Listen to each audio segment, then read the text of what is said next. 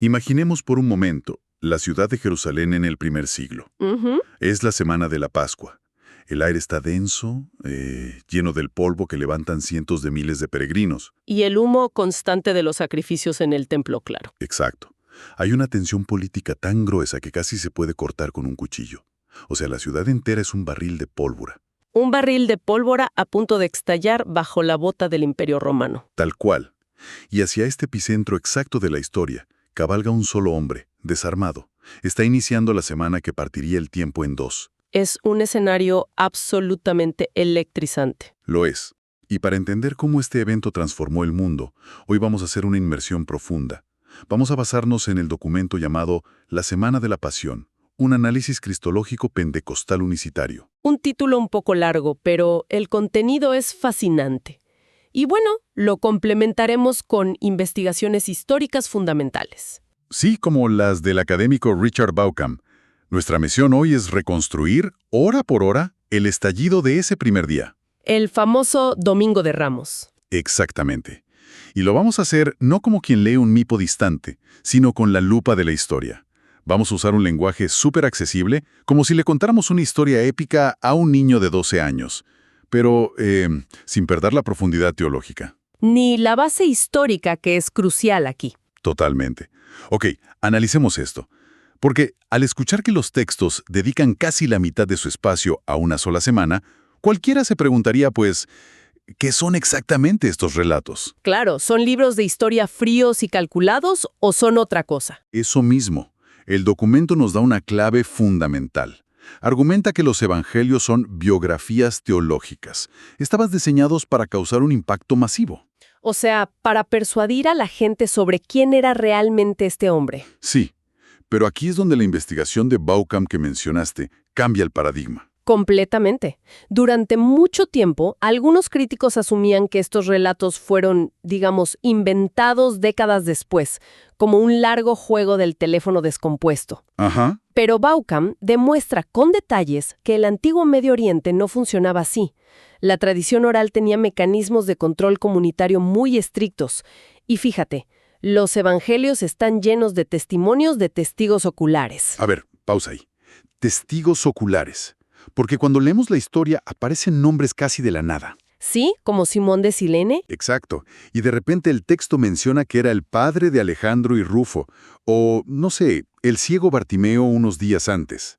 Siempre pensé que eran detalles de color para hacer la historia más bonita. Esa es la trampa de leer textos antiguos con una mentalidad moderna. Esos nombres no son accidentes literarios, ni relleno. Entonces, ¿qué son? Funcionaban como marcas de agua en un billete. Eran garantes vivos. La comunidad original que leía estos textos conocía a Alejandro y a Rufo. ¡Oh, wow! O sea que al incluirlos, el autor estaba diciendo algo como, si no me creen, vayan y pregúntenle a Rufo.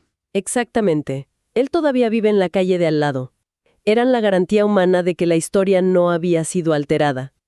Es fascinante pensar en esos nombres como las firmas en un documento legal. ¿Lo es? Ahora, si estos relatos tienen esa precisión, me surge una duda sobre el contexto social, porque el protagonista no entra en un vacío. No, para nada. Entra en una sociedad muy particular. ¿Cuáles eran las reglas del juego en la Jerusalén de esa época? Aquí es donde la sociología del primer siglo ilumina todo el drama. El mundo mediterráneo antiguo no se parecía en nada al nuestro. Nosotros celebramos el individualismo. Claro, la independencia. Sí, pero ese era un mundo que funcionaba estrictamente bajo una economía de honor y vergüenza. Cada debate público, cada milagro, todo era una transacción de estatus. O sea, todo giraba en torno a cuánto honor ganabas frente a tus pares. ¿O cuánta vergüenza te imponían frente a la comunidad? Sí, la humillación pública de una ejecución romana, por ejemplo, era la pérdida de estatus definitiva. A ver si lo entiendo. Si lo pensamos con los términos de hoy, una humillación pública en el primer siglo no era solo pasar un mal rato. No, en absoluto. Era la versión brutal de la cultura de la cancelación. Estaba diseñada para erradicar la reputación global de alguien para siempre. Totalmente. Era una cuestión de supervivencia social absoluta. Y para entender la magnitud de lo que pasa este domingo, tenemos que entender quién es el que está a punto de someterse a esta vergüenza pública. Y aquí es donde entra la perspectiva del documento que estamos analizando, la Cristología Pentecostal Unicitaria. Así es. Este análisis argumenta que, para captar el peso de la historia, hay que entender el monoteísmo estricto del Antiguo Testamento. El documento resalta mucho Deuteronomio 6:4.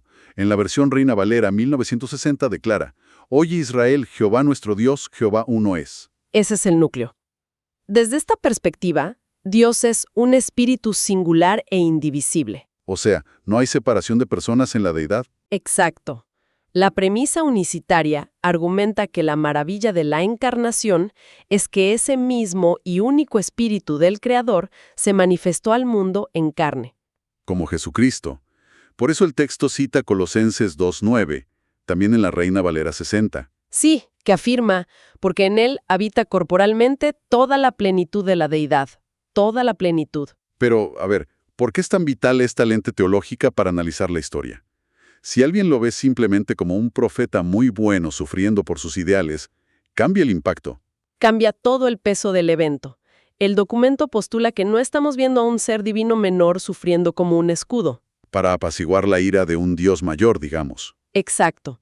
Lo que argumenta el texto es que estamos viendo humanidad pura y real soportando el dolor, pero en perfecta unión con la deidad singular. ¡Wow!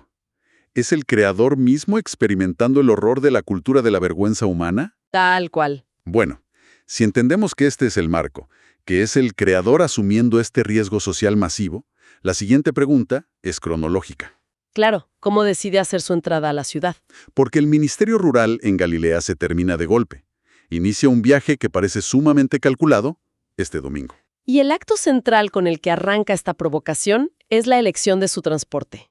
Es un movimiento magistral. Los textos son muy específicos aquí. El Evangelio de Marcos, en su capítulo 11, destaca un detalle minucioso. Jesús envía a buscar un pollino de asno, un animal en el cual ningún hombre ha montado jamás. Un momento.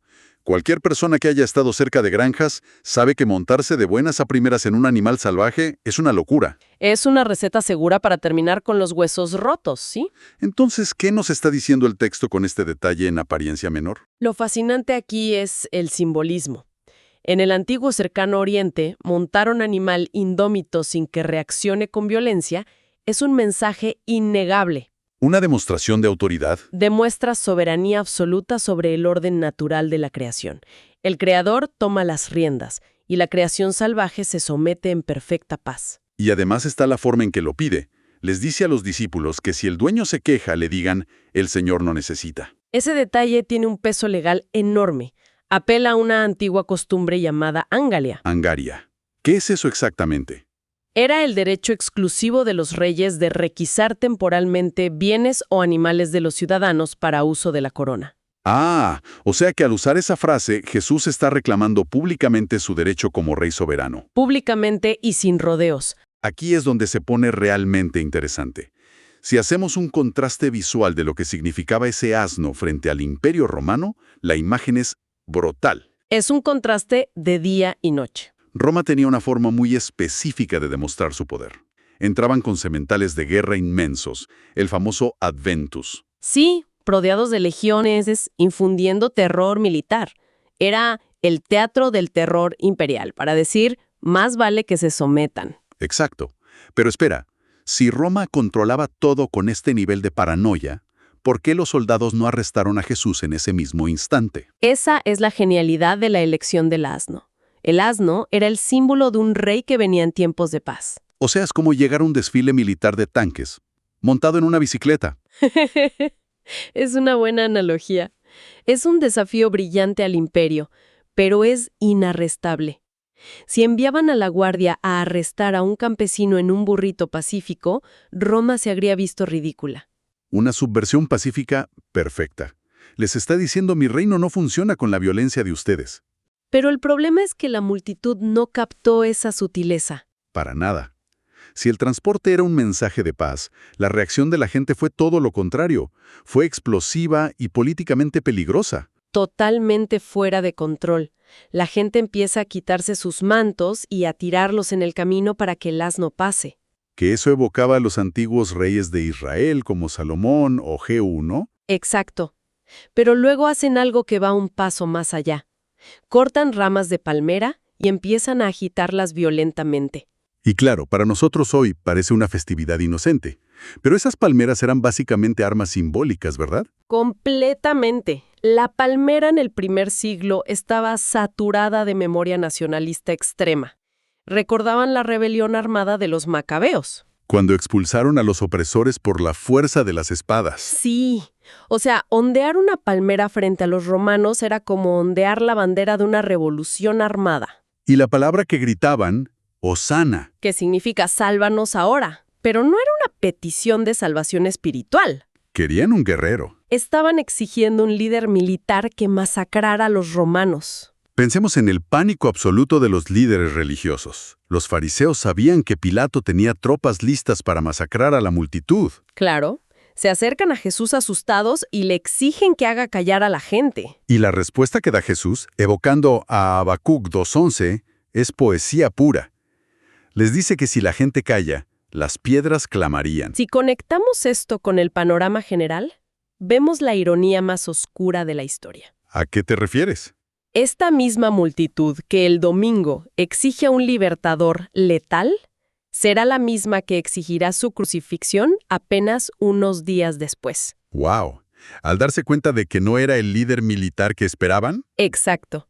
Manipulados por las élites, pasarán de adorarlo a condenarlo. es escalofriante cómo las expectativas equivocadas pueden transformarse en odio tan rápido. Muy rápido. Y el documento marca que Jesús sabía esto, porque hay un cambio de escena brutal. Mientras la multitud estalla de alegría equivocada, la cámara se enfoca en el rostro de Jesús. Están llegando a la cima del Monte de los Olivos. La vista de Jerusalén es imponente. Y el Evangelio de Lucas capítulo 19 relata algo tremendo. En la Reina Valera 60 dice, y cuando llegó cerca de la ciudad, al verla, lloró sobre ella. Es un contraste durísimo. Rompe a llorar en su momento de mayor triunfo público. ¿Por qué? El análisis teológico aclara que no es simple tristeza o miedo a la cruz, es la angustia divina de un profeta que ve el futuro. Es el Creador sintiendo compasión por su creación. Sí, Jesús profetiza que por ignorar el tiempo de su visitación, O sea, por no reconocer a Dios entre ellos. exacto, por elegir la espada y no la paz, la ciudad será rodeada y destruida sin que quede piedra sobre piedra. Y esto fue una profecía con una precisión histórica escalofriante. Literalmente. En el año 70 después de Cristo, el general romano Tito masacró la ciudad exactamente así. Destruyeron el templo, piedra por piedra, tal como lo visualizó en ese llanto. ¿Es una imagen devastadora? Cambia por completo el tono festivo del Domingo de Ramos. Y el día termina de forma casi anticlimática y movida. La guerra con los líderes ha comenzado. Entonces, ¿qué significa todo esto?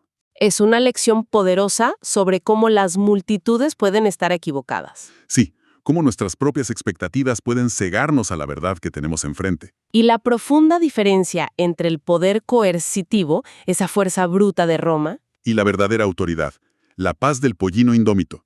La fuerza obliga, la autoridad transforma. exactamente. El rey ha entrado a su ciudad. La semana de confrontaciones severas acaba de comenzar. Y hay un pensamiento final que nos deja este documento para reflexionar. Un contraste muy duro, la verdad. Vimos que la creación inanimada, el asno salvaje o las piedras a punto de gritar, pudo reconocer a su creador. En perfecta paz. Sí, mientras que los teólogos más educados de la época estaban completamente ciegos a él. Ciegos por estar obsesionados con su propio estatus. Lo que nos hace pensar, ¿cuáles podrían ser las verdades más evidentes en nuestro mundo moderno a las que los expertos de hoy son completamente ciegos por estar obsesionados con el poder en lugar de la verdad? Es una pregunta para llevarse a casa. Definitivamente. La semana apenas comienza. La ciudad está en la balanza. Y la historia está a punto de cambiar para siempre.